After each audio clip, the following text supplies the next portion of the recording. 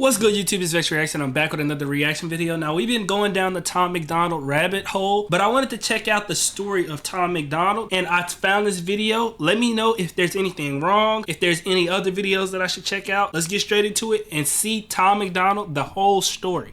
What's poppin', everybody? Welcome back to the channel. It's KB and we locked in. Now let's jump into it. Today, we're going to be speaking about a Canadian rapper named Tom MacDonald. We're going to talk about where he came from, how he blew up, and what makes him so controversial. The controversial rapper from Canada. This performative wokeness that's going on in society today. And I think it was just important to point some fingers at the hypocrisy and the way that the world is changing, not for the better.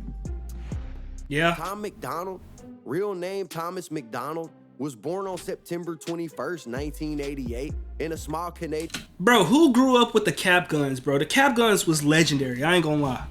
town named Mission, which is part of British Columbia, right outside of Vancouver. Unlike many of the rappers that are popular these days, Tom didn't grow up impoverished or with parents that were at odds with each other.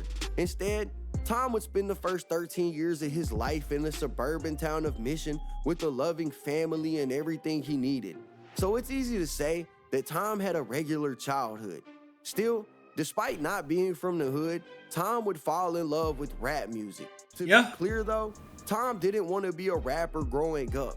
He just found a love for the genre after his dad took him to a pawn shop, gave him $5, and told him he could buy anything he wanted.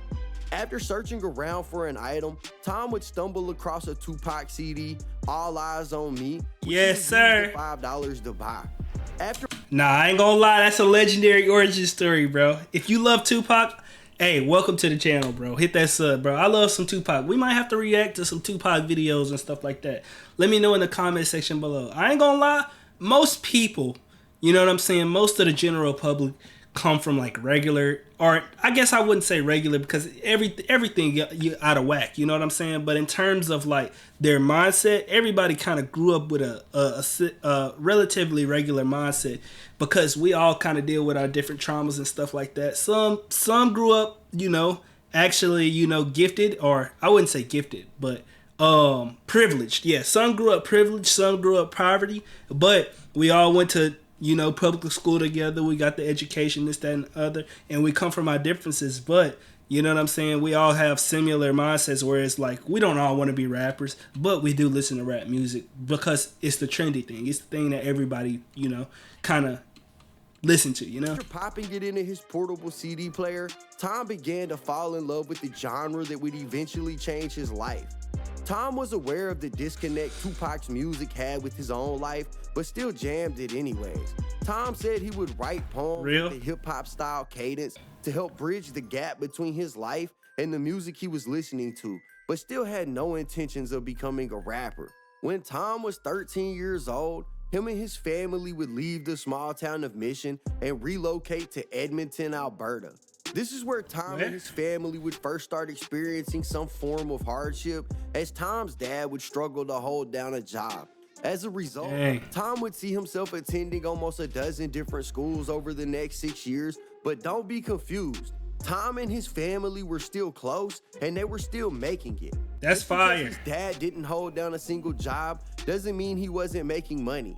Tom's dad was a hustler of sorts. Yes, sir. A jack of all trades, getting paid for multiple odd jobs like carpentry, factory work, and he even worked in a scrapyard at one point. Yeah, he a hustler. The whole time Tom was growing up, his parents were always supportive, no matter what Tom wanted to do. I have a really, really supportive family, and everybody's always in my corner. And they support me pretty wholeheartedly no matter what I choose to do, and I'm super duper fortunate. And I hate the word blessed, #blessed, but I am super fortunate and super blessed to have a family that is always in my corner, and they're always watching my back, and they're always supporting me no matter what. I think that's the greatest advantage that I have in life, is that I have a family that really gives a shit and loves me, and is really cool with everything that I want to do. I ain't gonna lie, that is a huge advantage that some people do not have. You know what I'm saying? Having people that you care about support you is a different type of feeling. It make you feel more bold. It make you feel like you can actually achieve the goals that you have, because them people who are around you all of the time, if they can see it and they know your personality, then why shouldn't you be able to see it in yourself, bro? I will say this remind me a lot of the way that I grew up. You know what I'm saying? No matter what, I remember not feeling like I was really, really good at school. And my mom used to tell me, like, you doing really good in the regular classes. Why you don't take college classes? I take the college classes. I do good. My confidence, skyrocket. When it came to sports, my dad always used to tell me, you better than everybody out here. You just got to believe it and work hard. You know what I'm saying? And as I did that, I continued to get better and I started to outshine everybody. You know what I'm saying? Ended up going to college, became a college athlete.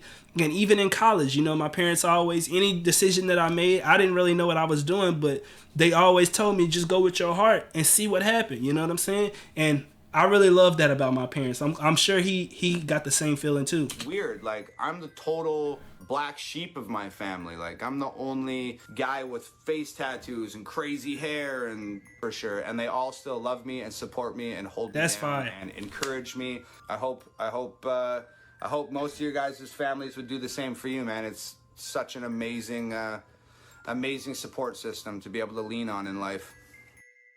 Facts. What's up with the music? In a way, Tom's parents were really cultivating him in a way that would allow him to be successful in life, no matter what. The small struggles they experienced would end when Tom's dad landed a job as a dispute resolution specialist negotiating contracts in Fort McMurray. Fort McMurray is a luxurious area of Canada that has contributed significantly to the Canadian petroleum industry, so landing a job here meant bringing in some fresh hundreds every week for the family. Hey, that's fire. Tom's mom also contributed to the family's lifestyle, working as a teller for the Bank of Montreal. Nice. Just like Tom's dad, Tom's mom was kind of a hustler. Okay. Working her way into a branch manager position with the bank. He definitely give hustle vibes too. Growing up, Tom had an obsession with wrestling and was fascinated by Stone Cold Steve Austin, basically idolizing him, which would play a significant role in Tom's life. In fact, when Tom was just 14 years old, he would talk his parents into signing him up for wrestling training. Which being supportive parents, they did. Tom would train tirelessly for the next 24 weeks before booking his first ever wrestling match. Tom would use this moment to grind hard, eventually landing a spot on a TV show called Canadian Wrestling that aired every 2 weeks. Due to the hectic scheduling of his wrestling matches, Tom would have to stop attending regular high school, instead opting for a program that allowed him to work at his own pace. It was around this time that one of Tom's closest friends would introduce Tom to a new rapper that would be far more relatable to Tom than Tupac was. The artist he was introduced to was Eminem. Okay. Nah, I ain't gonna lie, this is dope. So he went from Pac to Eminem, bro. And Eminem, one of them people who definitely, like, he come out the struggle. We react to some Eminem on this channel. If you a fan of Tom MacDonald, let me know in the comment section what your favorite Eminem song is, because I'm sure that you have a parallel between the two. I would really like to know more about y'all too, because, even though, I feel like me and him have some similarities. I didn't grow up in the hood, you know what I'm saying? But I did have friends who grew up in the hood, so I can relate to them. And I have some white friends, you know what I'm saying? So it's just like I come from a diverse background, so I understand so many different types of people, and I feel like it allowed me to, be more open-minded when it comes to things, Tom would see himself in Eminem, and it was around this time that Tom would start to write his first raps, but still, it was a back burner idea, as Tom still had a dream of becoming a wrestler, and it seemed to be working. A lot of people have tried to dispute the fact that Tom MacDonald was ever a pro wrestler, but I have been able to confirm over 63 legitimate matches that Tom was involved in. Looking at his show history, it looks like Tom MacDonald participated in as many as 13 matches in 1 month alone. Dang. Back in 2005. Bro, this man did that many wrestling matches in February, Black History Month? Nah, he was on a tear. Bro, I ain't gonna lie. Disputing somebody on if they actually wrestled professionally or not is really, really weird behavior. What does that do for your life? What did that do for you? It's a lot of people on the internet, and I need y'all to really understand this and understand this. That it's a lot of people on the internet, it's a lot of people in the world who just talk trash for nothing, who just got nothing better to do with their life than complain, cry, and mope. Like, do not let these, if you are an ambitious person and you got goals and you got life goals, focus on you and do not let the haters and all of these extra people who don't know your mission, who don't know your work ethic, put a label on you. That's not true, bro. Don't feed into that, bro. That's like a match every 2 days during 1 month. But as time went on, Tom's statistics would start to go down from an over 60% win rate down to a 0% win rate. When he stopped in 2009. Oh, 3 matches. It seemed like Tom's dream of becoming a world-renowned wrestler were over, and so were the days of his pampered childhood. But Tom's parents built him to be resilient, and that is what he would prove to be over the next few years. Tom would move from wrestling to doing odd jobs like carpentry, just like his father, and he even worked in the oil fields for a while. Dang, respect. Unsatisfying and unfulfilling. Since Tom was a kid, his parents had supported his every move, allowing him to believe that he would be able to do something great in life, and the desire to do something that impacted people, mixed with the inability to do so, just wasn't a good mix. Perhaps it was the mundaneness of his life, but Tom would start to struggle with the reality of his broken dreams and would also develop depression and anxiety. It was at this point in his life that he needed a new calling, something he could be great at, and he turned his blind ambitions towards music and pulled the trigger. He would buy some small-time studio equipment and make an attempt at music. Again, though, he wasn't set on making hip-hop music. Instead, Tom was making rock music. Learning to play the guitar, trying to train his vocals to sound like the superstars, and working on his song structures. But it wouldn't take long for Tom to realize his vocal talents just wasn't what he needed them to be, and his dream of being a rock star would start to die as well. However, do y'all have any like favorite rock songs by Tom MacDonald? I would like to hear those too. I know he done got onto the rap like train and stuff, but I want to hear some of his rock too. I feel like it's not really about like the genre of music. So say.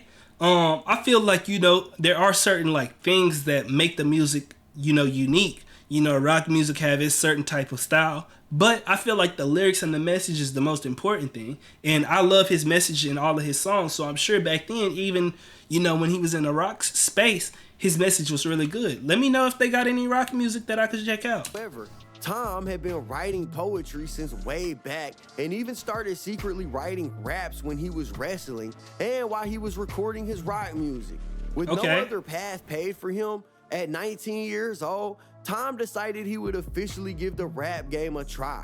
He recorded a multitude of songs that he says were all horrible.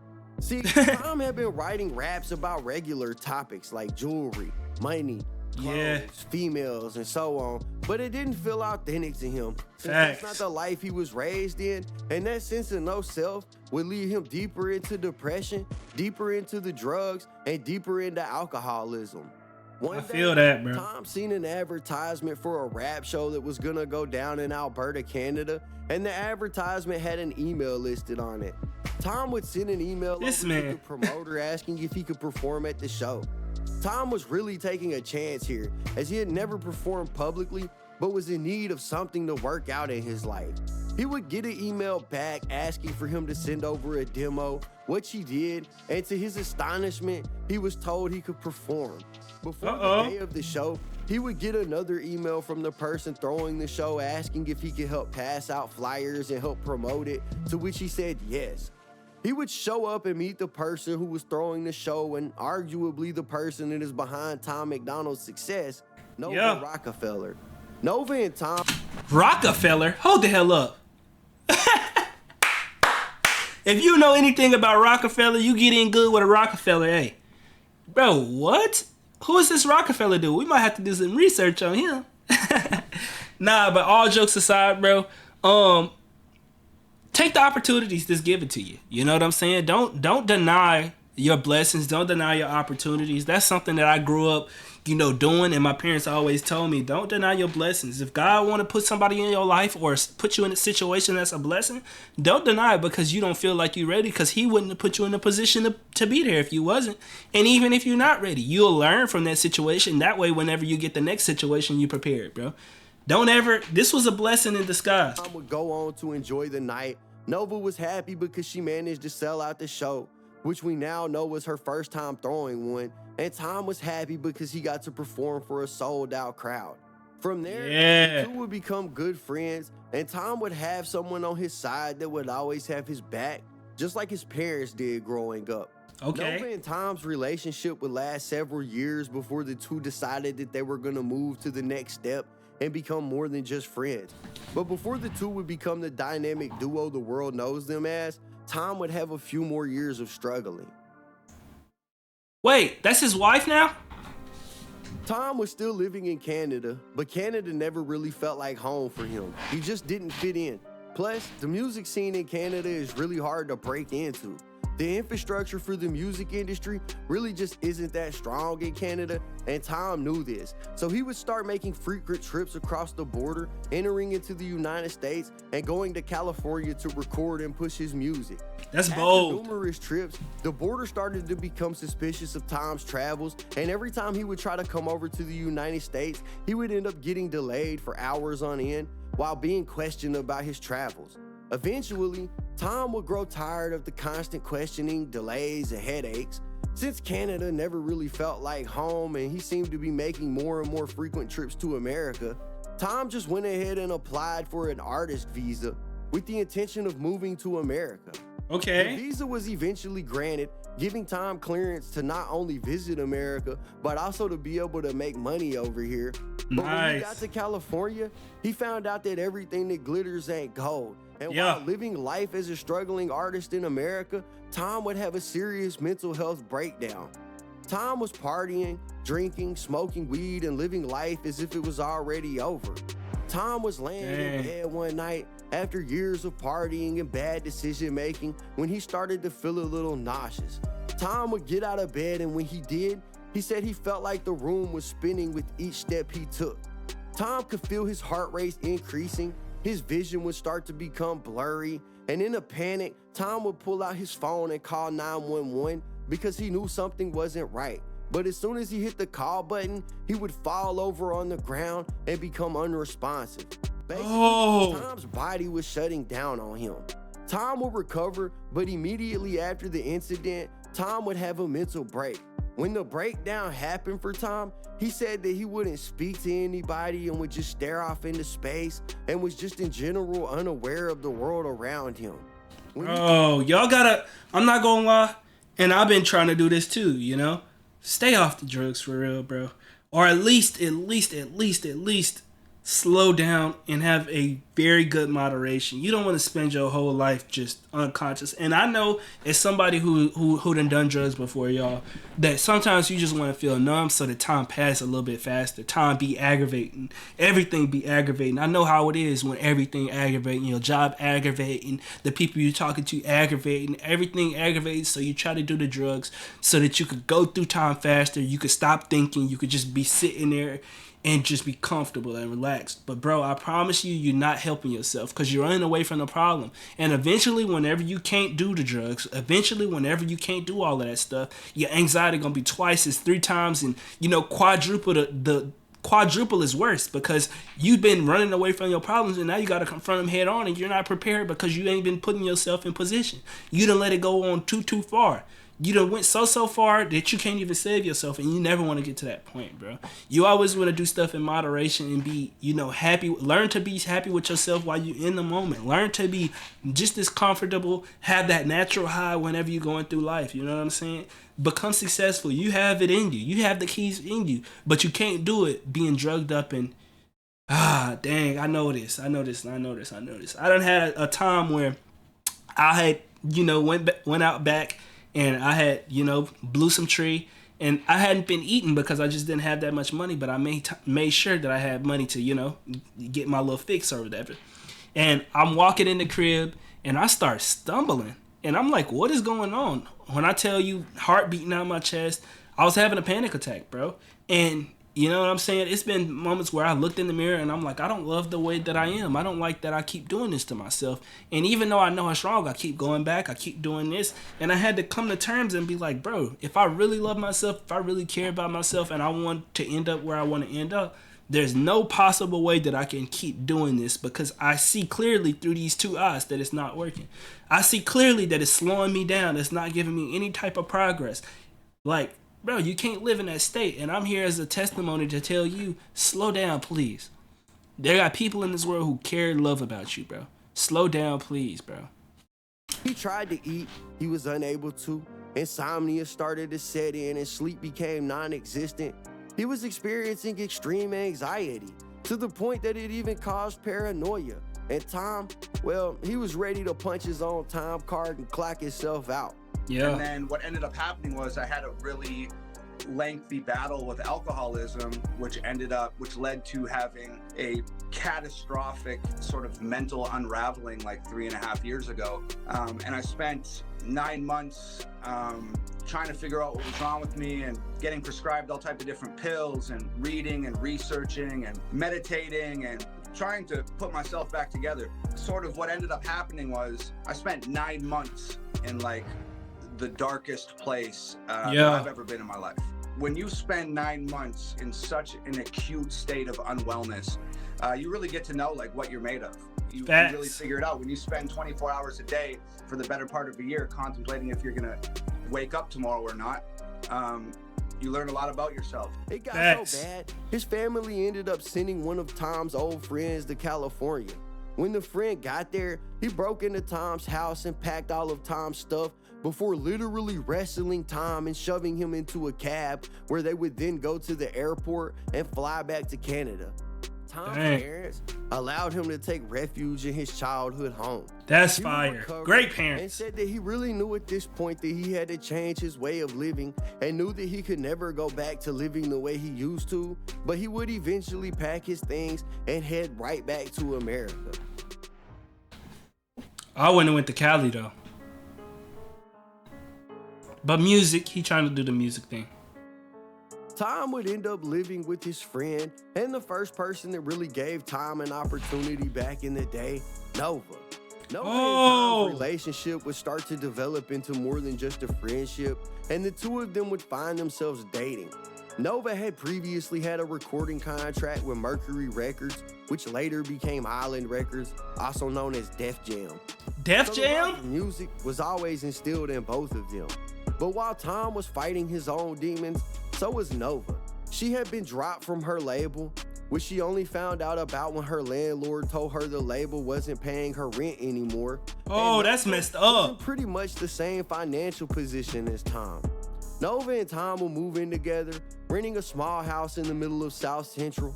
South Central is a notoriously dangerous area in Los Angeles that is impacted by drugs, gangs, and extreme poverty. South Central is the trenches for real. Tom has described the living situation, stating that there were rats in the walls, roaches crawling on the dishes, and that they didn't even have money for food. Tom says that the 9 months he was living in South Central was hell, and said that he was at the end of his rope.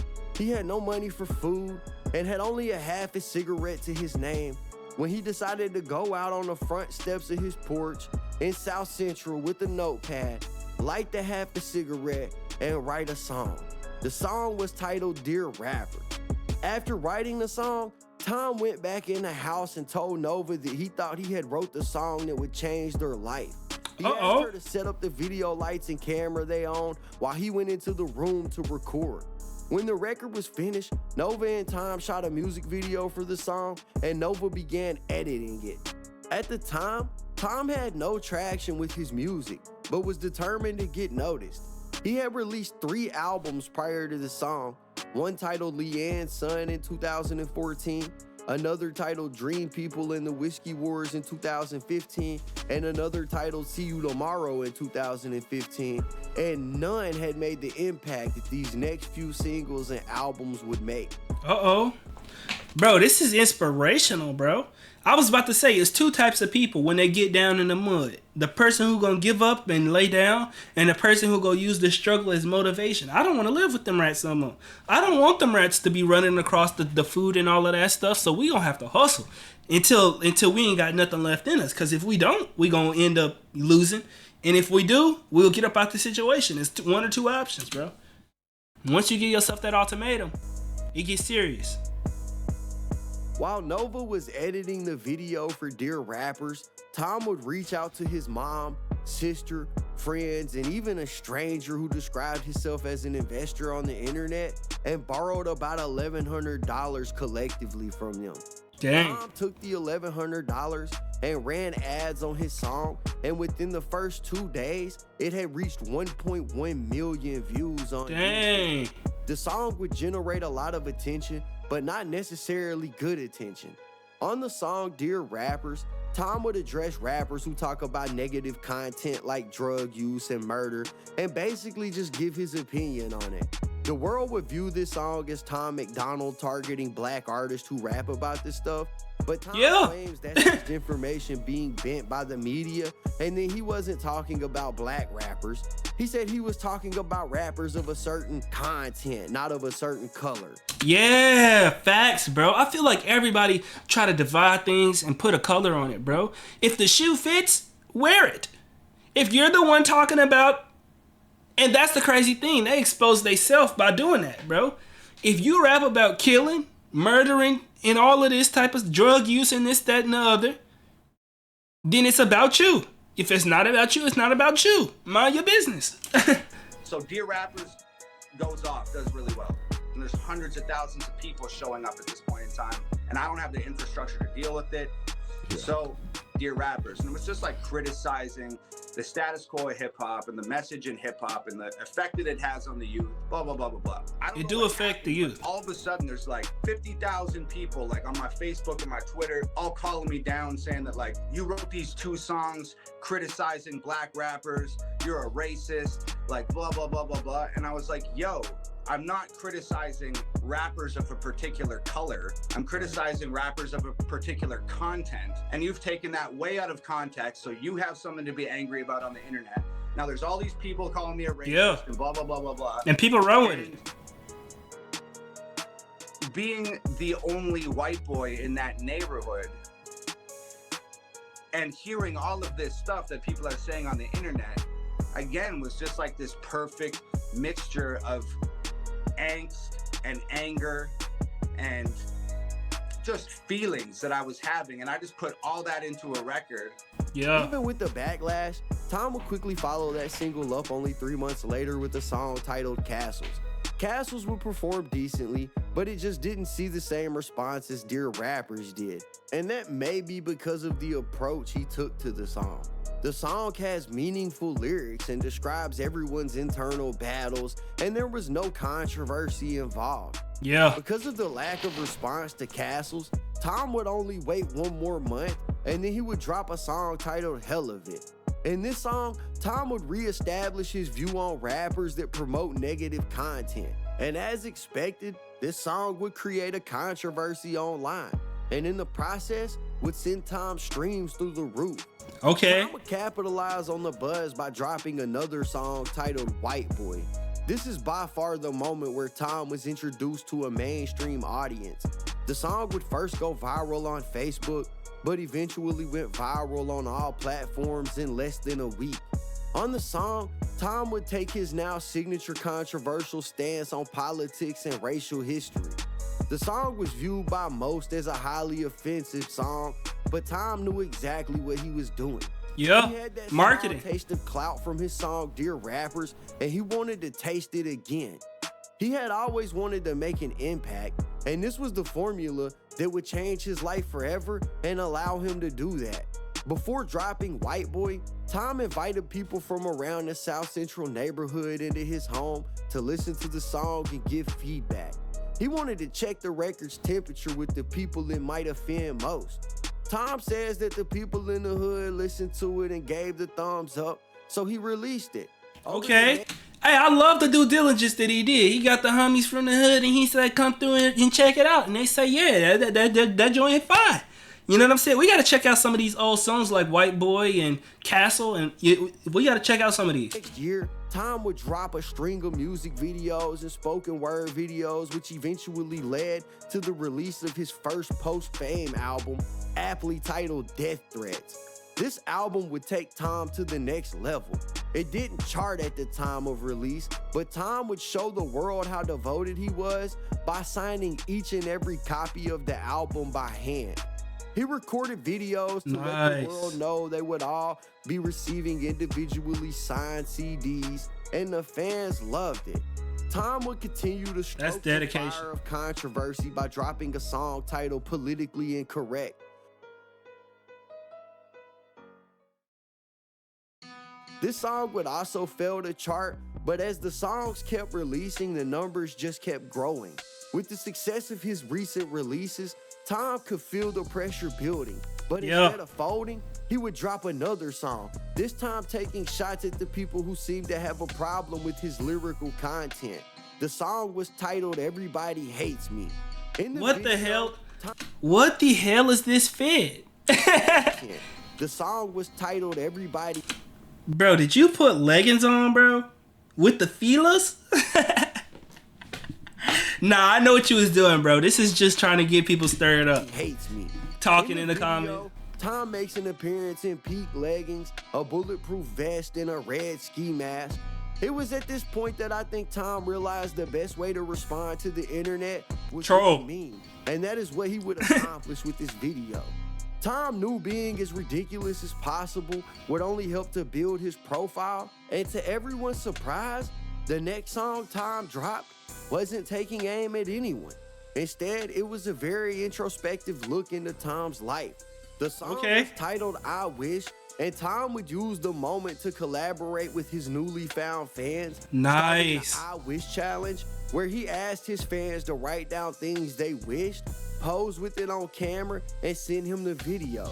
The idea received a lot of praise from his ever-growing fan base, and that would successfully capture the minds of even more people with the release of this song.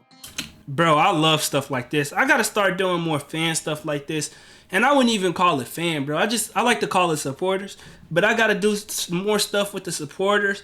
Give me some ideas down in the comment section below of what we could do over here on the reaction channel and stuff like that. Because I really do enjoy, you know, talking to the people. And I really do got to do better at stuff like this. You know what I'm saying? Because that's real, bro. I feel like I want to do stuff like this, but I've been in my head thinking like, I gotta have some type of money but now that I'm looking at this, it's like you don't necessarily have to have money or anything like that. At this time in his life, sure, he's probably getting lots and lots of views and he probably had money, but this little simple idea of getting other people involved in the content, that didn't take a whole lot of money. That just took somebody wanting to reach out and wanting to know, you know? With an even bigger audience than ever, Tom released a song titled Straight White Male, where again, just like in White Boy, he gives some perspective on what it's like to be a white guy in the modern day society. Like clockwork, the track would attract outrage from critics, but even more curiously, at this point, there was a notable shift in Tom's fan base. The comment sections began to fill up with as much support as it did hate. And it seemed Tom's message was resonating with a ton of other white guys just like him. It's because he was saying stuff that a lot of people was scared to say, bro. He didn't mind getting the hate. He didn't mind catching the flack. You know what I'm saying? And in this world full of like fakeness and like fake woke and politically correct and people trying to tiptoe around and not disappoint nobody, we need some of that. You know what I'm saying? And it's a place for that. There's people who want to endure that, and a lot of people respect that. You know what I'm saying?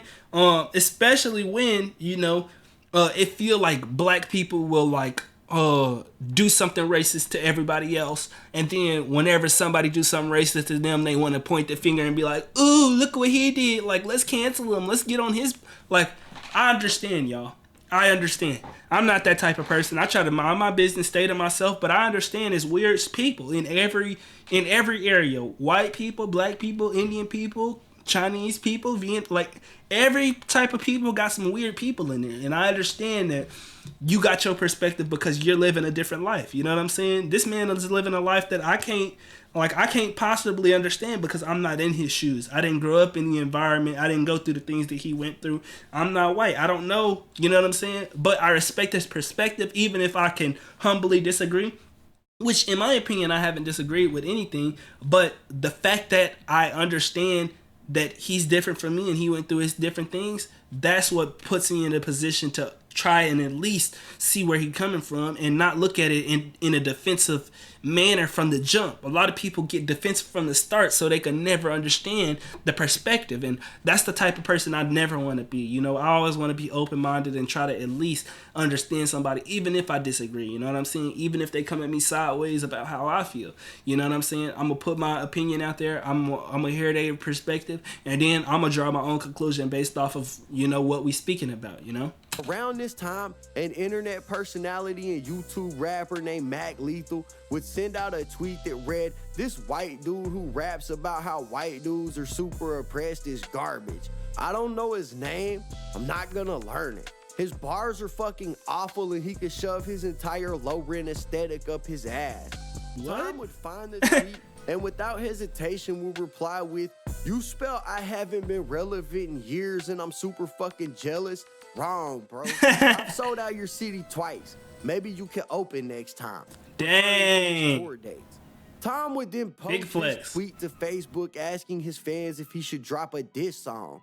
Mac Lethal would try to walk back his comments, but the very next day, don't walk him back. Upload a video to his channel titled Lethal Injection, where he would take shots at the YouTube rapper, pointing out Mac's prior drug addiction and infidelities. Mac would take a few days to respond, but after 4 days, he would upload his own response titled Single White Female. At the time, Mac... I'm not gonna lie, I could already tell that this man, Mac Lethal, did not come lethal on this. on this diss track, bro. He would upload his own response titled Single White Female. At the time, Mac Lethal had more subscribers than Tom and arguably was the bigger personality of the two. So the response only served to open the door for Tom to grab some of Mac's fans. While Mac thought he was dominating the beef, Tom was in the background waiting. 2 days after Mac Lethal dropped his diss song, Tom dropped another song titled Mac Lethal Sucks. Tom would rap for about 4 minutes straight, ripping into Mac Lethal, and Mac wouldn't respond after this diss. But in the end, it was a win for both artists, and it was pretty entertaining to watch. Okay. This wouldn't be the peak of the controversy mountain for Tom, though. From here, he would go on to drop a song titled If I Was Black, where he would superimpose his face onto the body of a black man, and he recited lyrics like, "If I was black, I probably wouldn't fuck with anyone who's white, because that slavery shit would honestly always be on my mind." And the message had a mixed reaction. At this point, Tom already had built a pretty diehard fan base that was supporting his career. The opposing side accused Tom of being racist for speaking about black issues when he didn't grow up in that type of environment. They were pushing the narrative that he couldn't possibly understand the problems of black people in America, being that he is a white man from Canada. But Tom would push through the backlash, proving again how resilient he can be. He would drop another string of records addressing the issues and even making a rock song called Ashes in the process, but practically avoided the controversy along the way. But it wouldn't be long, and Tom would be right back at it with his old shenanigans. He would drop a song titled Clone Rappers, where he would push the conspiracy that several popular rappers had been cloned and that the industry was using these clones to control people and push narratives. And this was in... I have heard about this. How y'all feel about this? Y'all think they be cloning people in Hollywood and stuff? I feel like it's definitely not above them. I'm going to keep it real. It's definitely not above them. I feel like the government and Hollywood and all of these high-class entities, I feel like they way ahead of us. Like, bro, this is crazy stuff. I think not too long ago, I heard them say that NASA came out and said that the moon footage was fake because they ended up showing, they ended up trying to demo AI software to Putin, and Putin asked if the footage from the moon landing was real, and the AI basically said it wasn't real. And then NASA ended up having to come out and say that it wasn't real because of some reason. They said that they couldn't get the footage or something like that. The footage got corrupt or some crazy stuff like that. I don't know, but it wouldn't be above them, bro. In 2019, when cancel culture was really weighing in on the conspiracy crowd, so as usual, it created some backlash. The whole time this was happening, Tom's numbers, they just continue to rise at an astronomical rate. In 2020, when the world was going into lockdown, Tom would continue to drop controversial songs centered around politics, conspiracy theories, and race. Songs like No Lives Matter, People So Stupid, this one that I won't name because of YouTube, and White Trash. But in 2021, he would drop a video for a song titled Fake Woke. In the song, he would use a popular tagline often said by right-wing talk show host Ben Shapiro, "Facts don't care about feelings." And the general public would view this as Tom taking a side on the political spectrum, and Tom would just let the world think what it wanted. Facts, bro. This is how you get the upper hand, by letting people talk, letting people come up with their own judgments, their own, bro. A lot of people just be sheep. They be sleep, and they feel like their opinion is like, oh, I'm like the perfect person. Bro, stop it. The gig is up.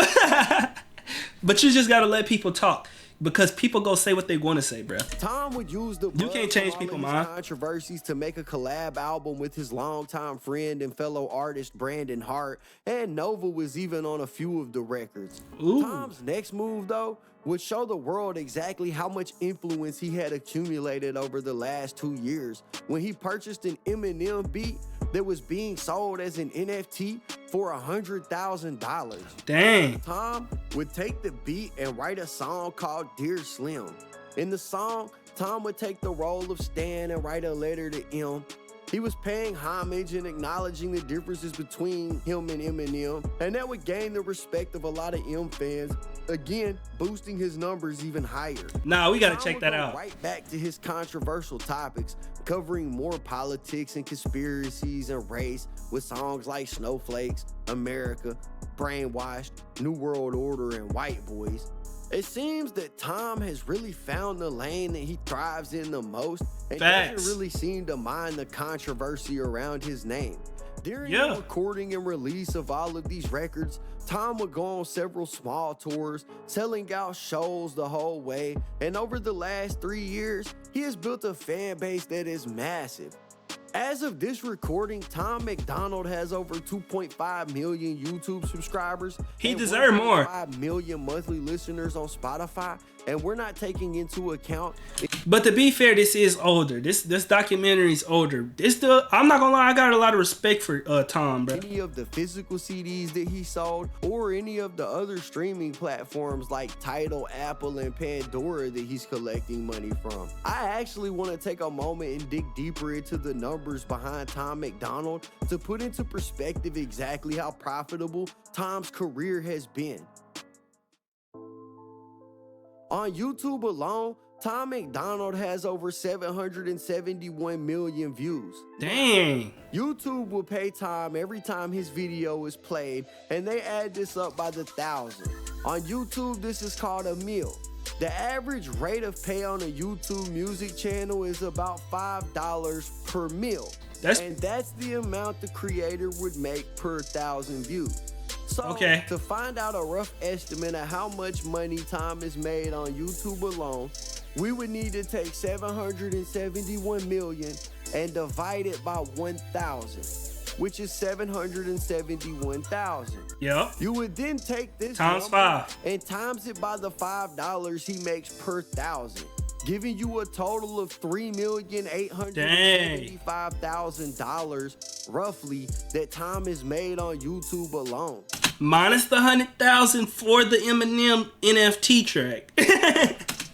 I didn't forget about that. From the other streaming services, tours, and physical CDs. Yeah, he doing good. All of this becomes more impressive, coupled with the fact that Tom is 100% independent. Facts. Owns all the rights to all of his music. That's the real win. There is no label involved. And I ain't gonna lie, all of the black artists who feel some type of way or get mad at him for the way that he doing his stuff and decide that they don't want to mind their business, you need to take a lesson from this specific thing right here. This man is independent, so he's getting all of his money on, bro. He's not putting on a facade that he got. He didn't get that money up front from the label, and he wearing the chains and riding in the crazy cars just for the image. No. This man really got that money on, and he making a change. He did it his way. And that's really like, whenever you pass away, you want to be able to say that I made an impact, I lived a good life, and I did it my way. I didn't sell my soul. And that's something that you can't teach nobody that. The average salary in America is $53,383. If Tom took every YouTube dollar and put it into a dividend-paying index fund on the stock market that paid out only a 2% dividend, he could live the rest of his life making $77,500 every single year and never touch the original $3.8 million. Dang. Meaning he could live with the wage above the average American and never work another day for the rest of his life. That's wealth, bro. That's crazy. I ain't gonna lie.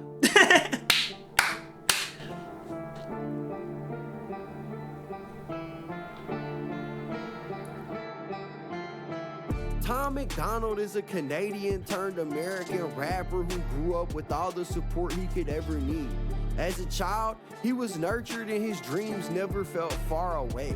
As a teenager, Tom would see himself fall headfirst into the world of wrestling, but that dream would fall apart. So Tom would turn his eyes towards music and try his hand at making rock, but that also fell apart. But Tom was resilient. As an adult, Tom would find himself suffering from a mental health issue that plagued him and allowed bad decisions to bring him all the way down to rock bottom. Tom looked around at the world around him and felt the need to give his input, and that decision would ultimately change his life. Tom applied himself and was able to turn a bad situation into a fortune. Facts. Whether or not you agree with Tom MacDonald's message or disagree, one thing is for sure. He is a force to be reckoned with in the world of hip-hop, and he holds very a massive intelligent amount of influence over his fans. Not everybody will like the delivery of the message or the perspective offered, and many have said that what Tom MacDonald talks about is offensive, and it's because he hasn't experienced it from any other perspective. And while that may be true, if there is any point of view that he can offer that should still... Bro, that literally don't make sense. If you feel like he wrong because he didn't experience your perspective, what do you think is wrong about your perspective? Maybe you didn't experience his perspective? Maybe, I don't know. valid. Am I tweaking? Everybody is entitled to their opinion, but remember that people's opinions will change over time. Yeah, we facts. evolve as humans. You may not agree with the message today, but you might tomorrow. Facts. And Tom may not agree with the world today, but he might tomorrow. Facts. That's what a lot of people forget, bro. Throughout time, things change, bro. You could have been born 10,000 years ago, and your whole mindset would have been completely different based on the circumstances that you were born in, bro. Nobody is like, obviously there's some rights and there's some wrong. But, bro, when it comes to, like, opinions, bro, that you can't necessarily prove, like, bro, why are you spending your time arguing? But to be fair, they put money in his pocket, so I'm sure that's why he don't really be caring. Tom has had a phenomenal career that any rapper would dream of having, and has made enough money to retire for the rest of his life. He could stop now and go kick it on a beach somewhere and just chill. But I don't think Tom MacDonald has hit the end of the road. At all, bro. Over the last few years, he has been perfecting his craft from the topics to the melodies to the beats and the message. If he keeps going, the only way to maintain the attention will be to evolve it and re-perfect it again and again and again. Even if you don't like Tom MacDonald, it will be hard to avoid him as long as he knows how to continue to provoke emotions in people. Facts, that's what it's about. As long as politics exist, Tom MacDonald will exist. And if Facts. it's not Tom MacDonald, It'll be somebody another else. rapper just like Tom MacDonald. But right now, Tom is having his moment in the spotlight. And as time goes on, the content will either work for or against him. Anyways, that's it for the video, guys. If you enjoyed the content, make sure you hit the like button, subscribe, hit the notification bell so you get notified every time I upload. Leave me a comment down below. What do you think? Bro, this was actually a really, really good video. Let me know, how long have you been, on the Tom MacDonald train? And where do you think his career will go? This isn't an up-to-date video. This video has been out for some time. But I'm interested to know, where do you think his content will evolve? Do you think he'll just continue to do the same thing over to continue to keep the conversation up, the healthy conversations that we need to have? Or do you think he'll, evolve over time? I feel like he should continue to do the same thing, but I think he should also have little side quests that he want to do here and there. I love this. I hope he continue to stay in good health. I hope he continue to take care of the people around him, and I hope he continues to stay independent, because the guy is, doing everything right. You know what I'm saying? He may have some struggles. He may have some things that, he done went through in the past, and, things that he'll go through in the future, struggles and everything. But as long as he continue to try to, keep a good head on his shoulders and do the right things, I have no doubt that he'll continue to be successful. And don't let none of that negativity get to you, because I know how it feels to see and read the negative comments. But he's been doing it for so long that I doubt that he let that get to him. Let me know other videos that y'all want me to react to from Tom MacDonald. Should we go start looking at some of the older videos? Let me know in the comment section below. And without further ado, I'm out. Remember to go check me out on social media, and I'll catch y'all in the next one.